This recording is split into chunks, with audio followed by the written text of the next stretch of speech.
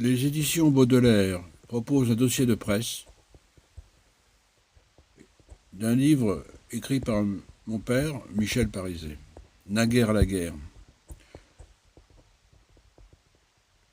Le 1er septembre 1939, jour où la France entre en guerre contre l'Allemagne, Michel, né 5 ans plus tôt en Lorraine, n'est encore qu'un enfant. Pourtant, pendant 6 années, aux côtés de sa mère et de sa sœur, il va devoir affronter un monde qui tourne à l'horreur, l'occupation, les bombardements, les privations, la maladie, le manque de soins, tous les médecins ou presque sont au front. Adolescent, il vivra quantité d'aventures et d'événements décisifs jusqu'à l'armistice du 8 mai 1945. L'exode en zone libre, en Auvergne, la rencontre de sa future femme Colette, le sauvetage d'un soldat blessé. Avec la publication des mémoires de son père décédé en 2014, Claude Pariset, c'est moi, merci, rend hommage à un témoin de la Seconde Guerre mondiale et nous offre un récit de vie authentique et bouleversant. Je suis né le dimanche 7 juillet 1929 à Offracourt, petit village des Vosges entre Mirecourt et Vittel. Mon acte de naissance indique que cet événement a eu lieu à 22 heures.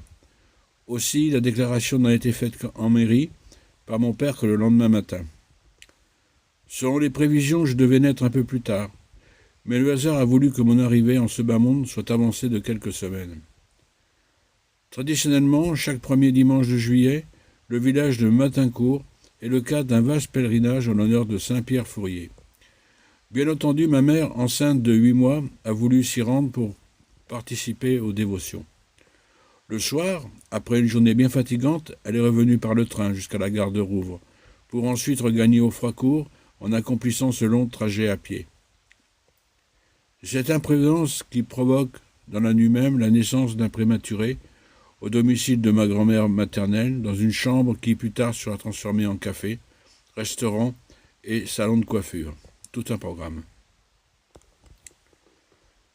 Lors de mon baptême, célébré le 28 juillet, j'ai comme parrain mon oncle Gabriel, le frère de ma mère, et pour marraine, ma tante Nini, la sœur de mon père. Mes parents s'étaient connus quelques années plus tôt au mariage d'une amie de ma mère, Jeanne Seller d'Offracourt, et d'un camarade de mon père, Père Bagard, qui, comme lui, était de Forcelles-sur-Saint-Gorgon.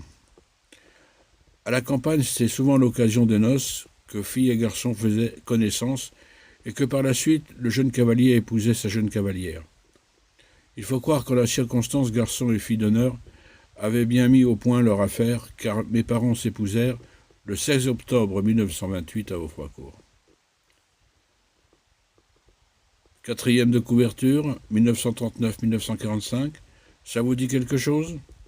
Mettez-vous dans la peau d'un jeune de 10 ans, pupille de la nation, qui affronte l'occupation allemande avec sa mère.